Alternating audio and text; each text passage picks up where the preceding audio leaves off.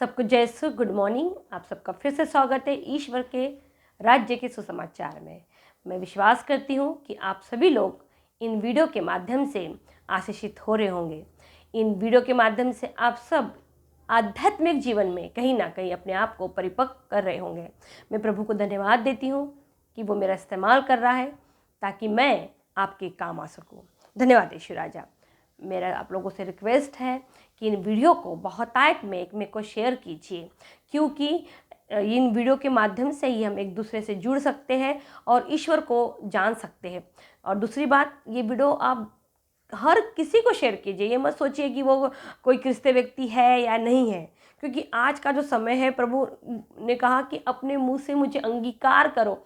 आपको जितना मौका मिलता है यीशु के बारे में लोगों को बताने का, उस मौके को कभी भी मत छोड़िए, क्योंकि अब सब कुछ का न्याय का समय बहुत ही निकट है। हमको नहीं पता हम में से कब 2 जन में से 1 जन उठा लिया जाए, तो इसकी तैयारी करना हमें तैयारी एक्चुअली ख़त्म हो चुकी है। अभी रिवीजन का समय है, हमें प्रैक्टिकल के समय आ गया है, अभी हमको रिजल्ट के समय है। तो बिल्कुल यीशु के बारे में बताने के लिए या इसके लिए मौका मत देखिए। आपको जैसा समय मिलता, कोई एक व्यक्ति भी आपको मिलता है, आपको लगता है कि मुझे बोलना चाहिए, तो ईश्वर के बारे में ज़रूर बता दीजिए।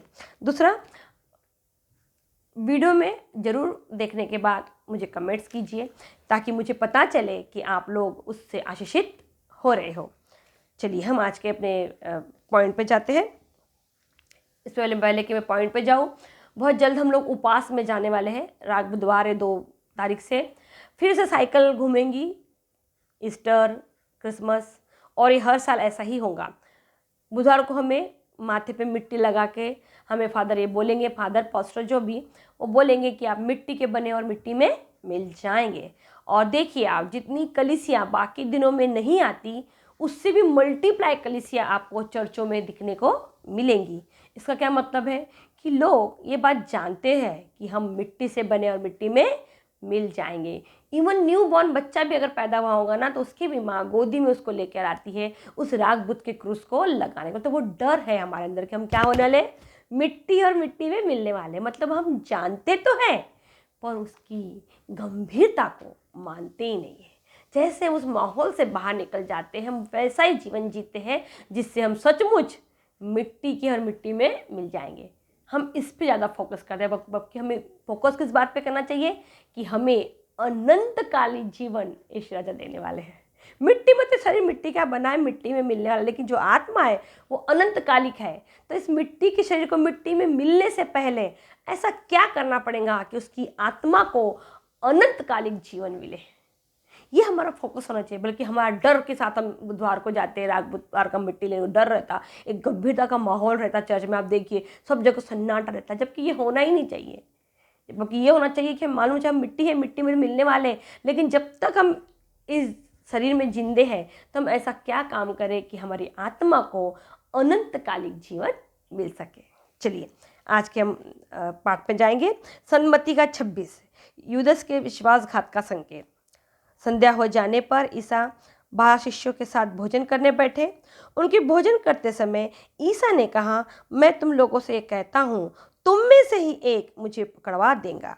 वे बहुत उदास हो गए और एक एक कर उनसे पूछने लगे, प्रभु कहीं वो मैं तो नहीं। जी हाँ दोस्तों, 12 शिष्यों में से एक शिष्य था यूदस इस्करियोती। यूदस इस्करियोती ने यीशु को पकड़ाया। ये बात हम सब जानते हैं कि पवित्र बाइबल हमें सब बताती है कि यूदस इस्करियोती ने पकड़ाएगा, उनका तो ऐसा होगा। ये सब कुछ उनके जन्म में आने से पहले लिखा था। फिर भी एक सामान्य इंसान होने के नाते अगर मैं ये सोचूं कि यूदस इस्करियोती 3.5 साल तक यीशु के साथ रहा, 3.5 साल तक उसने भी प्रार्थना की, कई लोगों को चंगाई दी, उसने उन 12 शिष्यों ने जैसे जैसे चमत्कार यीशु के साथ किए, वो सब चमत्कार यूदस इस्करियोती ने भी किए। तो फिर ऐसा क्या बात थी, ऐसा क्या कमजोरी थी जो उसे यूदस इस्करियोती को ये काम करना पड़ता? ऐसा कहाँ, किस फील्ड में वो कमज़ोर हो गया? तो दोस्तों अगर आप ध्यान से देखेंगे तो उसका मेन कमज़ोर वीकनेस पॉइंट था उसका मन, उसका दिमाग। उसके दिमाग में ये बात आ गई थी कि मुझे यीशु को क्या करना है, पकड़ा दिया जाना। और उसके दिमाग से कहीं ना कहीं अपने आप को उसने इस लेवल का गलत काम किया उसने कि इसके शायद पश्चाताप होगा ही नहीं। जी हाँ दोस्तों, कभी भी किसी भी व्यक्ति के लिए विटनेस, स्पेशली ऐसा व्यक्ति जो गलत नहीं है, फिर भी हमारे एक गलत विटनेस से किसी व्यक्ति की ज़िंदगी अगर बर्बाद होती है तो ऐसा विटनेस कभी नहीं बनिए, कभी मत बनिए। किसी के प्रति भी कोई भी साक्ष्य देने से पहले दोनों पार्ट को जानना हमारे लिए बहुत ज़रूरी है। कभी कभी हम एक पार्ट को जानते हैं और पूरा डिसीजन सुना देते हैं। तो ये मेरा पॉइंट नहीं है, मेरा पॉइंट ये मन, आज का जो मेरा टॉपिक है वो मन, हमारे पाप का मेन कारण, मेन जो हथियार है वो मन है, वो कहीं बाहर नहीं है।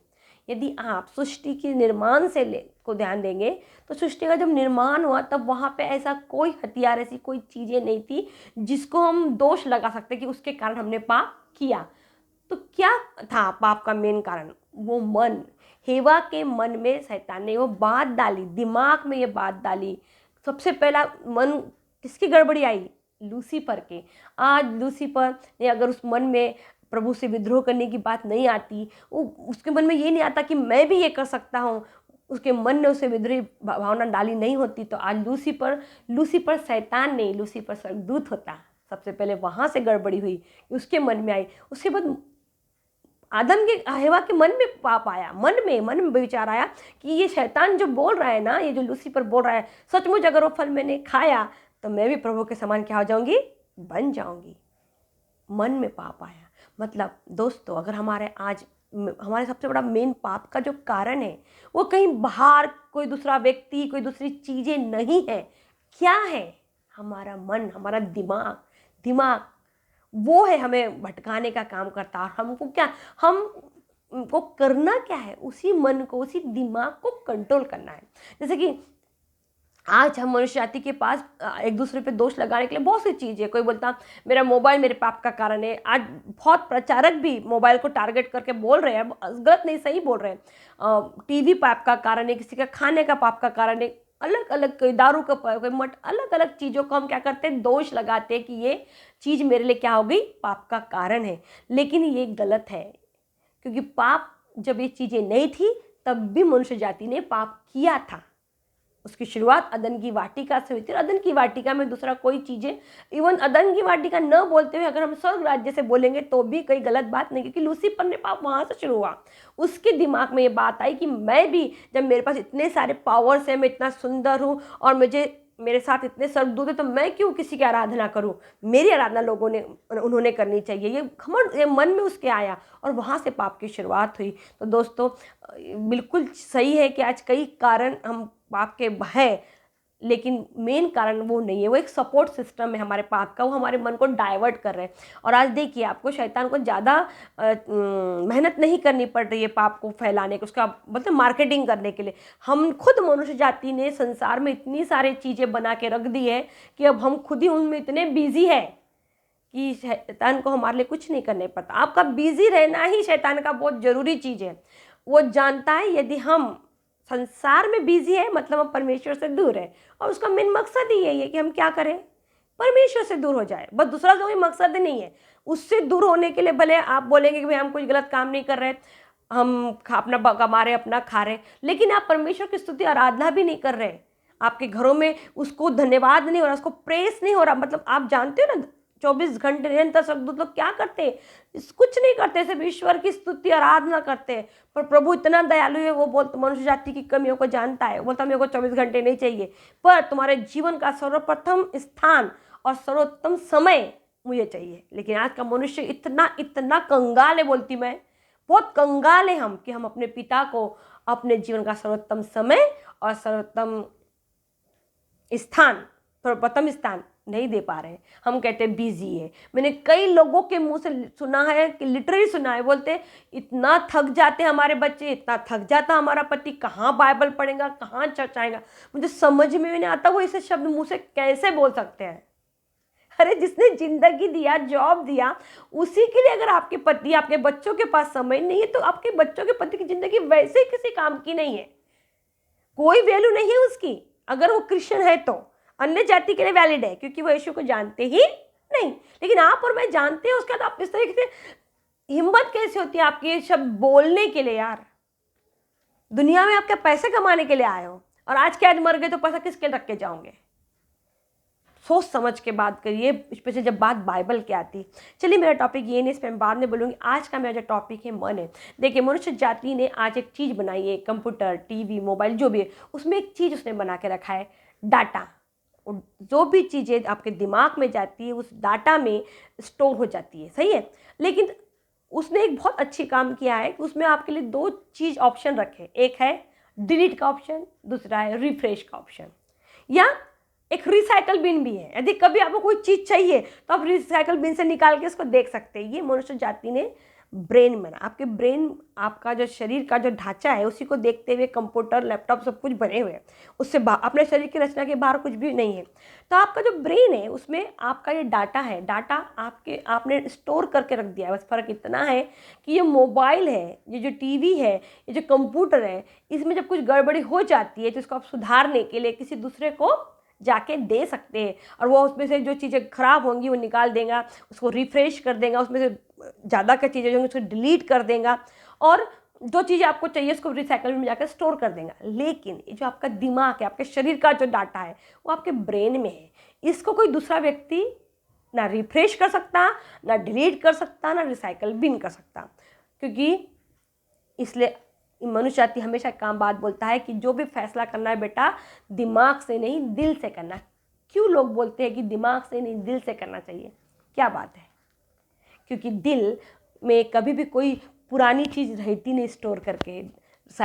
आप एक ऐसी चीज़ है जो 24 आवर्स 7 दिन तक कंटिन्यू काम करता है।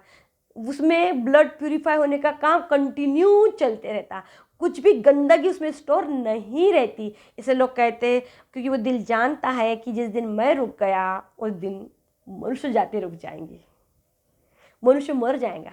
दिल वो है, इसलिए कहते हैं जो भी डिसीजन लेना है दिल से लो, दिमाग से नहीं। क्योंकि दिमाग और दिल दोनों एक दूसरे के अपोजिट है। दिमाग, आपको भूख लगी है और आपको 2 रोटी की ज़रूरत है, आपको मतलब 4 खाएंगा। दिल कहता है मेरे लिए इतनी रोटी की आवश्यकता नहीं है बेटा, तू 2 भी खाएंगा ना, मेरे को काफ़ी है। लेकिन हम दिल की नहीं किसी सुनते, दिमाग की सुनते। हम शरीर पे फोकस करते, आत्मा मतलब दिल क्या है? हमारी आत्मा। दिमाग क्या है? हमारी सोच। और शरीर, 3 जन का मिलन है हमारे इसमें। मन, दिमाग यानी हमारी आत्मा, और शरीर। मन, आत्मा, शरीर का मिलाप करके मैं यहाँ बैठी हुई हूँ, आप बैठे हुए हैं, और इन तीनों का जब मिलाप होता है और इन तीनों की जब सोच एक साथ हो जाती है, शरीर, आत्मा और मन जब एक साथ हो जाते हैं, फिर वो नेगेटिव जोन में हो जाए या पॉजिटिव, रिजल्ट आपके सामने आएंगे। इन तीनों को मिला के आपको रिजल्ट मिलता है। किस चीज़ पे? सबसे ऊपर में आपका दिमाग, फिर आपकी आत्मा, और फिर आपका शरीर। ये तीनों चीज़ों को आपको अपने कंट्रोल में करना है। अब डिसीजन ये है कि किस लाइन में आप ले जाते हो इसको, बुराइयों की ओर पे या अच्छाई की ओर से।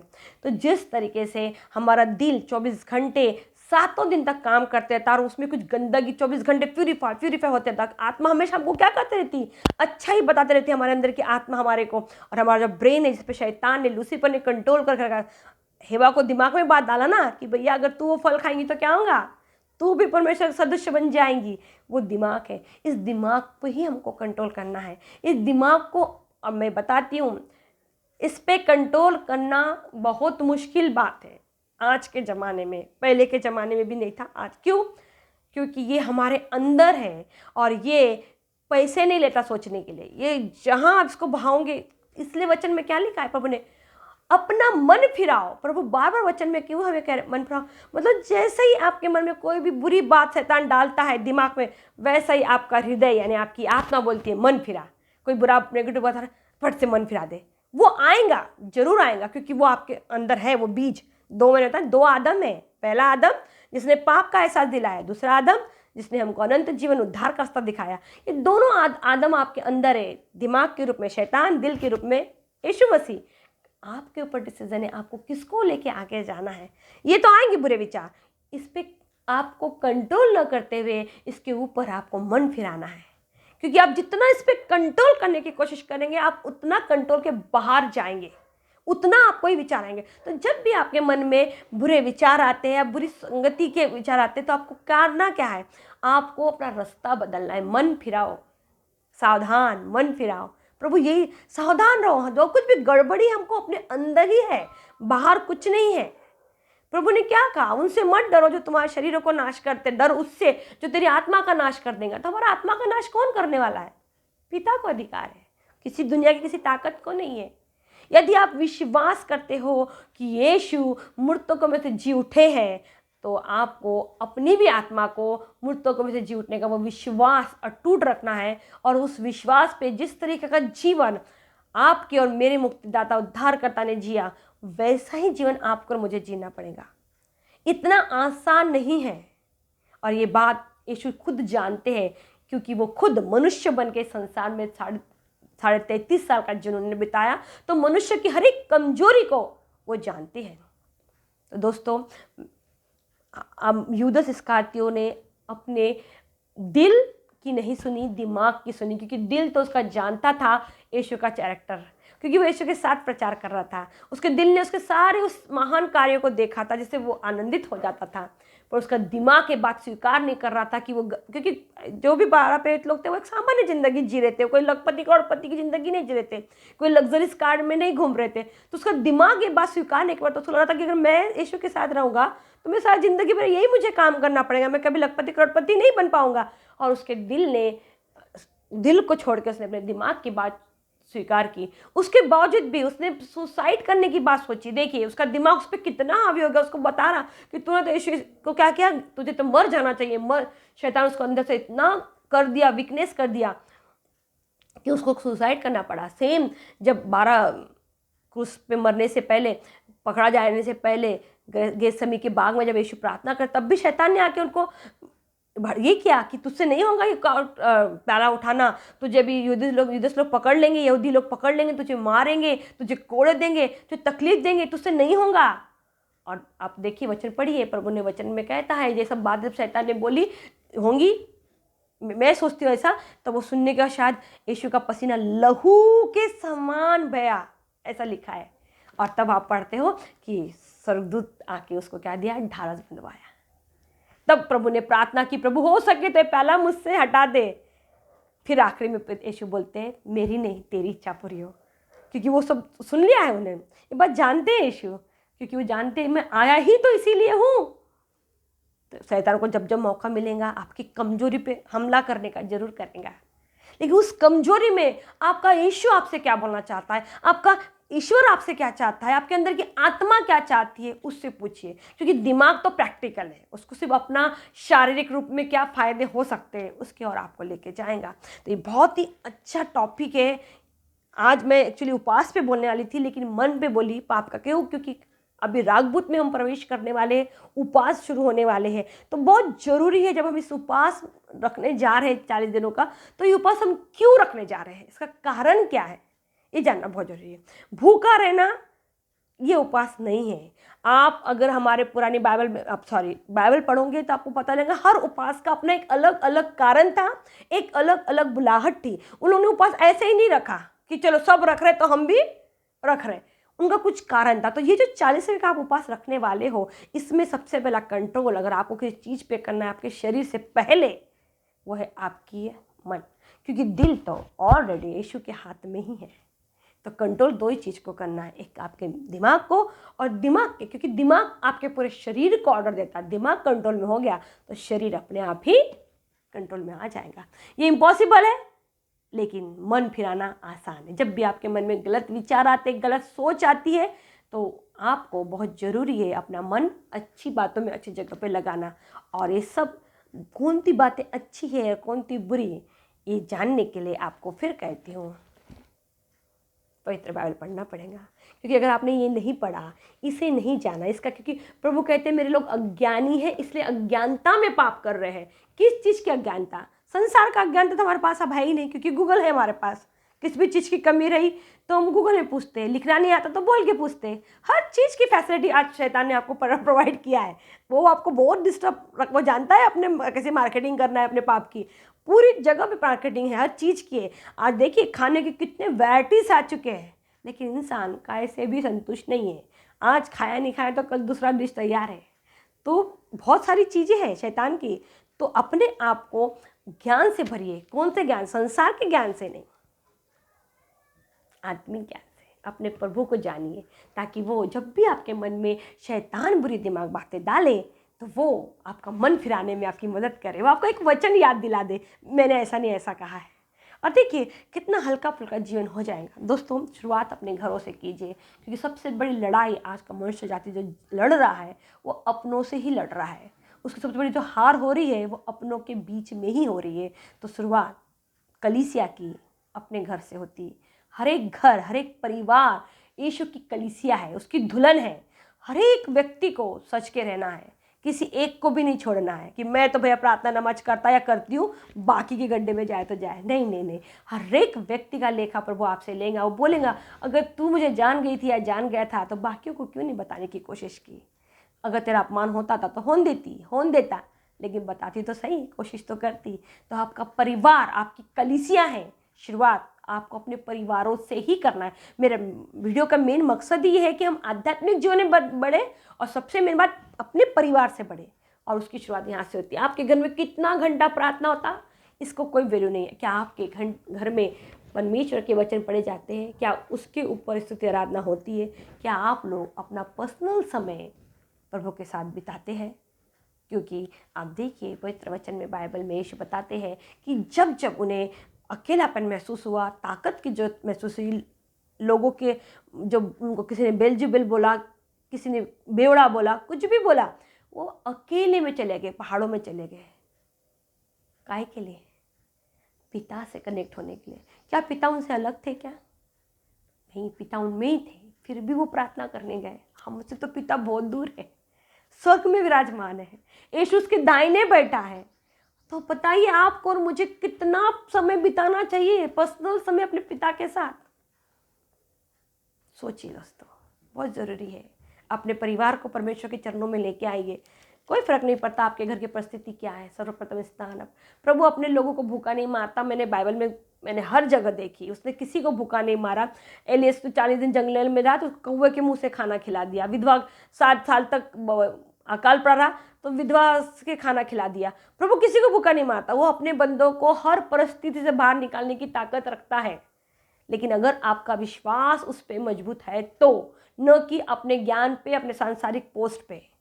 मेरा विश्वास मेरे प्रभु पे है, भरपूर है, सिर्फ बोलने से नहीं, आत्मा से है। मैं चाहती हूँ ये सेम विश्वास मेरे परिवार के हर एक सदस्य में आ जाए। वो अपने पिता को, अपने स्वर्गीय पिता को जाने, अपनी संगति में रखे, सिर्फ डायलॉग में नहीं, बाइबल में नहीं, अपने अंदर महसूस करें।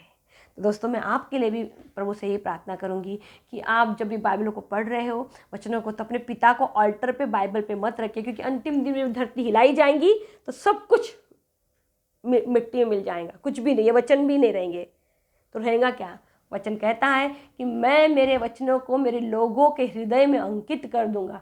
तो आपके हृदय में वो वचन अंकित होंगे, मतलब आपके हृदय में आपका परमेश्वर। उसने नहीं बोला मैं दिमाग में आके रहूँगा, उसने बोला आपके हृदय में मैं आके बच जाऊँगा। यानी ये हृदय आपका चाहिए यीशु के लिए तैयार, आपके पिता के लिए तैयार चाहिए। दोस्तों हम सब कमज़ोर हैं, और हमसे पहले हमारा बनाने वाला हमको जानता है। जैसे हमारे बच्चे होते हैं ना, हमको पता है उनमें अच्छाई क्या है ना बुराई क्या है, वैसे हमारा स्वर्गीय पिता अच्छे से जानता है। वो हमें ऐसा कोई क्रूस नहीं देगा जो हमसे उठाया ना जाए, हमें उतना ही वो क्रूस देता है जितना हम बेयर कर सकते हैं।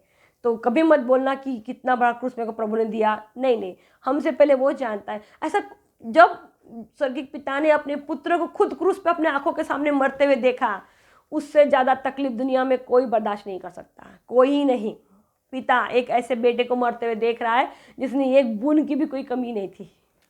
आज तो हमारे बच्चों में इतनी सारी कमियां हैं, फिर भी कोई दूसरा को कुछ बोल देता है भड़क जाते पूरे। जरा सोचिए हमारे स्वर्गीय पिता का क्या बलिदान है हमारे लिए, क्या तोहफा उसने हमको दिया है अपने प्रेम का। दुनिया में ऐसा तोहफा दोस्तों आपको दुनिया का कोई रिश्ता नहीं दे सकता जो आपको स्वर्गीय पिता ने दिया है। उसने आपको अपना पुत्र दिया है। क्यों दिया है? वो भी ताकि हम उसके पुत्र पुत्रिया बने। कितना सुंदर कंसेप्ट है। अगर सीना तान के भी चिल्ला के भी बोल देंगे ना तो कोई फर्क नहीं पड़ता।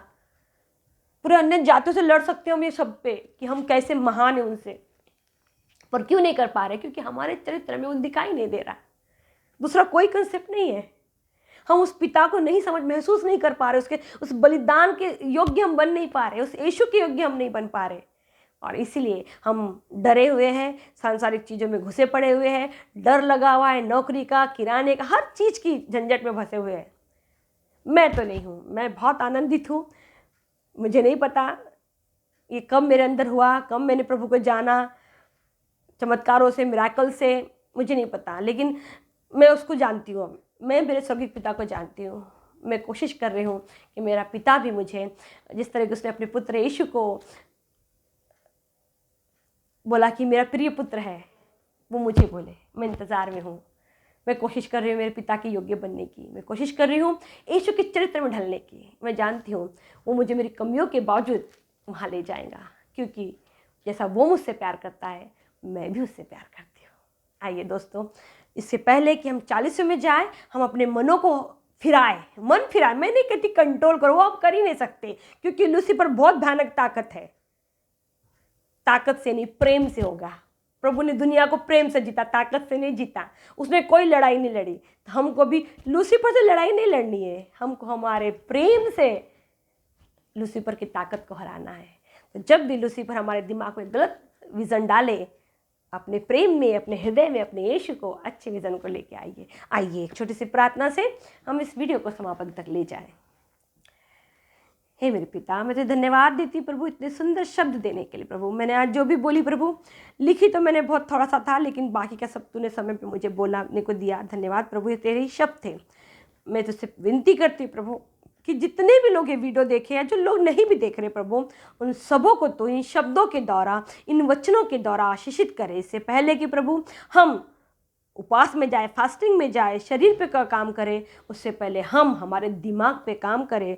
और उसके लिए बहुत ज़रूरी है कि हम अपने मनों को फिराएं, ताकि हम एक अच्छे मन को लेके तेरे करीब आए प्रभु। हम तेरे उस महान बलिदान को देख सके, जिसे हम जानते तो है लेकिन समझ नहीं पा रहे। उसे हम समझ पाए कि तेरा बलिदान कुछ ऐसा वैसा बलिदान नहीं, इतना महान बलिदान, ऐसा ऐसा महान तोहफा जिसको हमको चिल्ला चिल्ला के भी हमने बोले तो कम है। आज अगर हम एक दूसरे को कुछ महंगा गिफ्ट देते हैं तो कितना हम बवाल करते हैं कि मेरे पति ने मुझे ये दिया, मेरे पति ने वो दिया, या मेरे बहन ने। लेकिन तूने तो हमें जो गिफ्ट दिया है, वो गिफ्ट प्रभु कोई संसार का व्यक्ति हमें दे नहीं सकता। और इसका महत्व तेरी कलीसिया जाने प्रभु। मैं हर एक वो परिवार प्रभु जो इस वक्त जो इस वीडियो को सुनेगा, उन सबों के लिए प्रार्थना करती हूँ प्रभु कि वीडियो से माध्यम से वो आशीषित हो और तेरे करीब आए और तेरे उस महान तोहफे को जाने समझें जो कि तूने सिर्फ इसलिए दिया ताकि हम तेरे बच्चे कहलाए। प्रभु मैं अपनी सारी प्रार्थना विनती तेरे पवित्र चरणों में रखती हूँ, उसे तू सुन और कबूल कर, यीशु के नाम में, आमीन।